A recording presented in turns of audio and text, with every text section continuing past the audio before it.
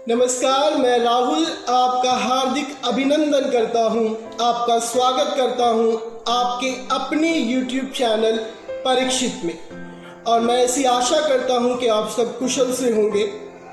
मित्रों, आज हम बात करेंगे मनुष्य के उस स्वभाव के विषय में जिसमें यह देखा जाता है कि अपने परिवार को, अपने प्रियजनों को एक सुखद जीवन की अनुभूति करवाने के लिए मनुष्य सदैव कठिन परिश्रम करने के लिए तत्पर रहता है। अपने जीवन को सुख, शांति, समृद्धि, संपन्नता से परिपूर्ण करने के लिए वह किसी भी स्थिति में कैसा भी परिश्रम करने के लिए सदैव तैयार रहता है। वह सदैव इस दौड़ में दौड़ता रहता है। और बहुत बार तो ऐसा देखा जाता है कि इस सब में वह इतना व्यस्त हो जाता है कि जिस परिवार की सुख शांति के लिए वह यह सब कार्य कर रहा होता है, उसी परिवार के लिए उसके पास समय का अभाव होता है। यदि उससे कहो कि परिवार को समय दो, तो उसे लगता है कि यदि वह परिवार को समय देगा तो वह अपने परिवार को वह सुख, शांति, समृद्धि और वह साधन उपलब्ध नहीं करवा पाएगा जिन साधनों के द्वारा उसके परिवार को शांति की अनुभूति होगी। और यदि इस स्थिति में आप उस व्यक्ति से यह कहें कि वह अपने सृष्टिकर्ता को, अपने परमेश्वर को, उस सनातन ईश्वर को, भगवान को स्मरण करें, तो सामने वाले व्यक्ति को ऐसा लगता है कि शायद हमने उससे उसकी किडनीज मांग ली हो।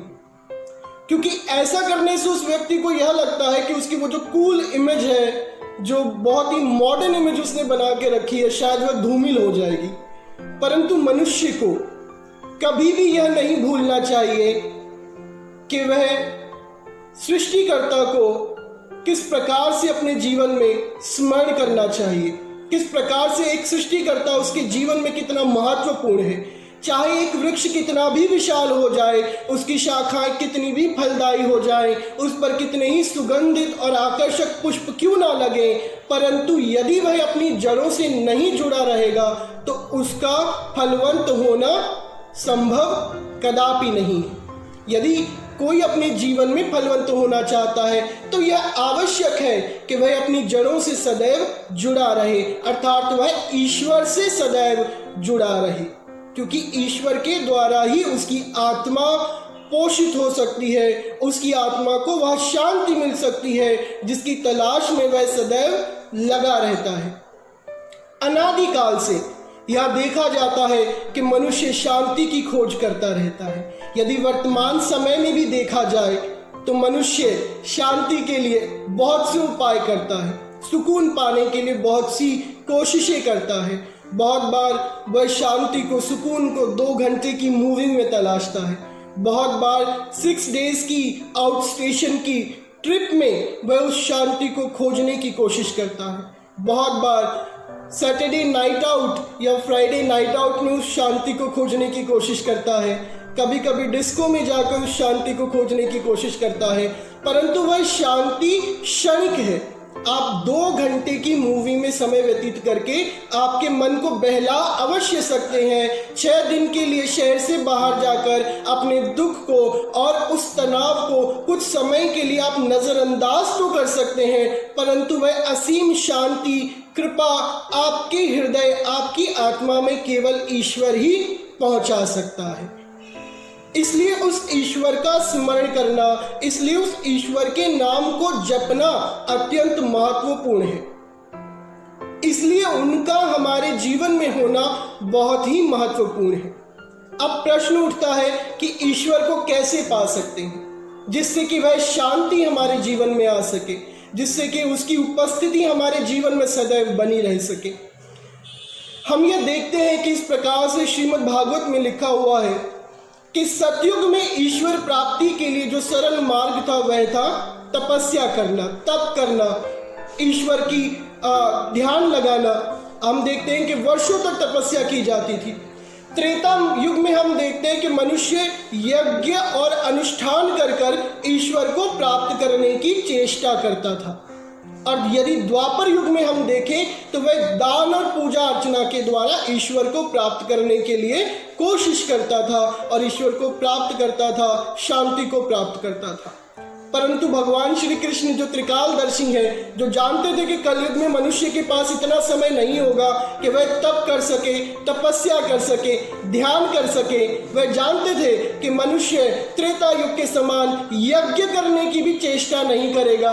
वह जानते थे कि मनुष्य दान करने के लिए भी सहज नहीं हो सकेगा इस कलयुग में। इसलिए उन्होंने कहा कि कलयुग में मुझे प्राप्त करने का, अर्थात ईश्वर को प्राप्त करने का, सृष्टिकर्ता को प्राप्त करने का सबसे सहज मार्ग है उनके नाम को जपना। अर्थात आप जब भगवान के नाम का जप करते हैं, जब आप उनको स्मरण करते हैं, तब आप ईश्वर को प्राप्त करने के मार्ग पर अग्रसर होते हैं। क्योंकि भगवान श्री कृष्ण इस प्रकार से गीता में कहते हैं कि यज्ञो नाम जप यज्ञो अस्मि, के यज्ञों में मैं जप नाम का एक यज्ञ हूं। अर्थात कोई मनुष्य यदि यज्ञ नहीं कर सकता तो मैं एक जप नाम का भी यज्ञ हूं। अर्थात कोई यदि मेरे नाम को जप रहा है तो वह भी एक यज्ञ को करने के समान है, एक श्रेष्ठ यज्ञ को करने के समान है। अब बहुत बार ऐसा होता है कि हम ईश्वर का स्मरण करने के लिए किसी को कहें तो लोग यह भी कहते हैं कि हम तभी पूजा करेंगे जब हमारा मन करता है, किसी के कहने से नहीं करेंगे या किसी के कहने से उनका नाम नहीं जपेंगे। जब हमारा मन करेगा तब हम उनका नाम स्मरण करेंगे। ऐसी ही बात किसी ने एक बार तुलसीदास जी से कही। बाबा तुलसीदास के पास वो गए और वह उनसे कहते हैं कि बाबा की बहुत बार ऐसा होता है कि हमारा मन जो है वो भक्ति करने में नहीं लगता, भगवान के नाम को जपने में नहीं लगता, और यदि मन को मारकर भी यदि हम भगवान का जप करें तो हमें उसका क्या फल मिलेगा? क्या मन को मारकर हमें उनका जप करना चाहिए?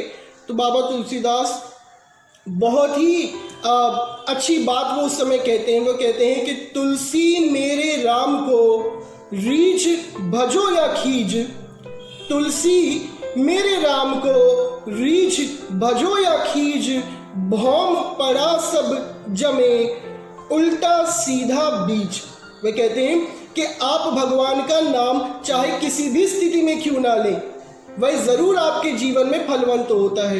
वे उदाहरण देते हैं कि भूमि पर जब एक किसान बीजों को बोता है तो वह बीज बोते समय यह नहीं देखता है कि बीज सीधे गिरे हैं या उल्टे गिरे हैं, वह केवल बीज बोने का काम करता है।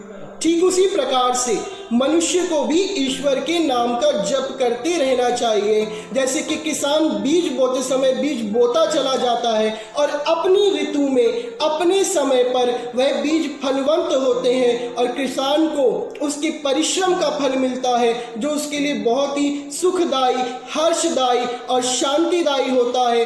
ठीक उसी प्रकार से यदि हम हमारे जीवन में ईश्वर के नाम का जप करते हैं, भगवान के नाम का जप करते हैं, तो वह निश्चय ही फलवंत होता है। क्योंकि जब एक साधारण सा बीज भूमि में गिरता है, एक समय पर वह भी फलवंत होता है, तो ईश्वर के नाम रूपी बीज अवश्य ही हमारे जीवन में फलवंत होगा। हमें इस बात पर विश्वास निश्चय ही रखना चाहिए। अब ऐसा कितनी बार लगता है कि हमें ईश्वर के नाम ही क्यों जपना चाहिए। अब यदि हम एक किसान का ही उदाहरण लें, किसान जानता है कि किस ऋतु में कौन सी फसल बोनी है।